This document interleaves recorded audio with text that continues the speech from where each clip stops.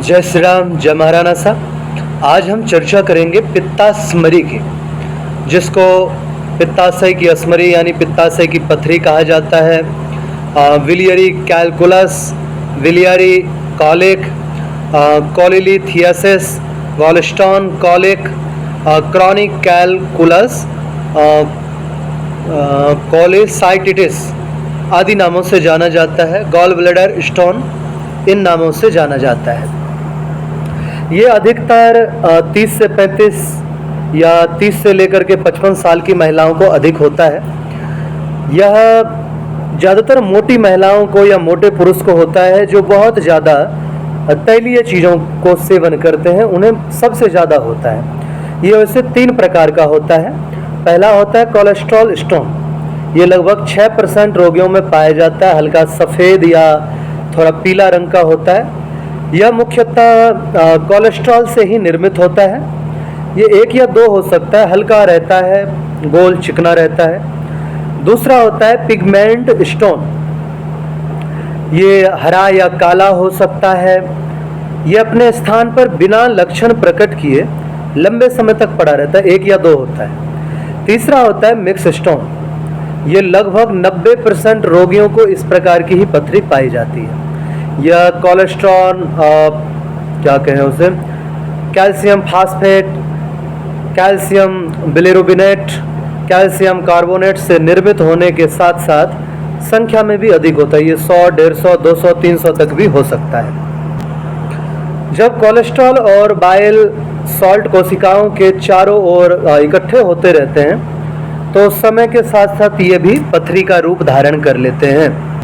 पित्त की थैली में कोलेस्ट्रॉल की मात्रा वृद्धि से तथा बाइल एसिड, फॉस्फोलिपिड्स की मात्रा कम होने से यह स्थिति उत्पन्न होती है। इसमें कोलेस्ट्रॉल के कण जो हैं क्रिस्टल बन जाते हैं और ज़्यादातर ये इसलिए भी होते हैं जो गर्भ निरोधक पिल्स खाते हैं, उन लोगों को भी यह समस्या अधिक से अधिक होने की संभावना होती है।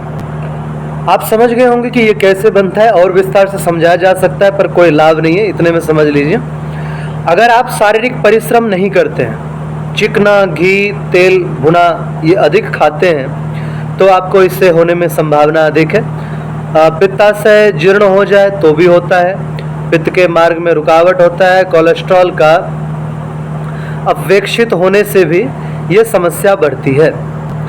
सच कहूँ तो कई बार रोगियों को पता ही नहीं होता इस स्टोन का, क्योंकि ये स्टोन जो है पता चलने नहीं देता है। रोगी को आरंभ में दाहिनी और पेट के ऊपरी भाग में, जिसको राइट हाइपोक्रोडियम कहा जाता है, वहाँ थोड़ा भारीपन का अनुभव होता है।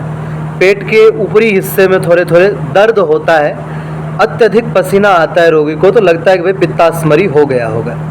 कई बार तो रोगियों को पता नहीं चलता है, किसी और बीमारी के लिए अल्ट्रासाउंड आदि करते हैं, उसमें पता चलता है कि जी आपके पित्ताशय में पथरी हो गई है। और यह दर्द जब होता है तो बहुत असहनीय होता है इसका दर्द। मतलब कई हफ्तों तक, कई घंटों तक लगातार दर्द होते रह सकता है, जब तक पित्ताशय उससे वह अस्मरी निकल करके आंत में ना आ जाए तब तक पीड़ा उस रोगी को सताती ही रहती है। आप लोग इस रोग के बारे में अच्छी तरह समझ गए होंगे। अब और विस्तार नहीं करते हुए इसकी औषधि के विषय में बताते हैं। बनी बनाई औषधि जो मार्केट में उपलब्ध होता है, एक होता है वराटिका भस्म। ध्यान से सुनिए, वराटिका भस्म। ये 2 या 3 चुटकी, करीब 500 मिलीग्राम, आधा ग्राम के करीब, नारियल के पानी में डाल करके दिन में 2 बार आपको लेना है। इससे महीने 1.5 महीने लगातार लेने से पित्ताशय की पथरी पूर्ण रूप से समाप्त होने की संभावना होती है। दूसरा एक उपाय और भी है। प्रसिद्ध यूनानी चिकित्सा जगत के जो हकीम थे, हकीम जालिनुस जी, वे कहते थे दाहिने हाथ की जो मिडिल फिंगर होती है, ये बीच वाली उंगली, इसमें अगर आप लोहे का छल्ला पहन लीजिए या लोहे की अंगूठी पहन लीजिए तो धीरे धीरे करके पथरी अपने आप भी पित्ताशय की समाप्त होने लग जाती है। पता नहीं अंधविश्वास है क्या है, परंतु इतने बड़े वैद्य ने कहा है तो हम लोगों को विश्वास करना ही चाहिए। मेरा अनुभूत है और बहुत सस्ता, सिंपल, 20 ग्राम ऑलिव ऑयल एक्स्ट्रा वर्जिन और 40 ग्राम नींबू का रस और अजमोद का महीन चूर्ण ये करीब आधा चम्मच लीजिए, और मूली के पत्ते का रस ये ले लीजिए करीब 50 ग्राम। मिला करके प्रातःकाल सायंकाल लेना आरंभ कर दीजिए।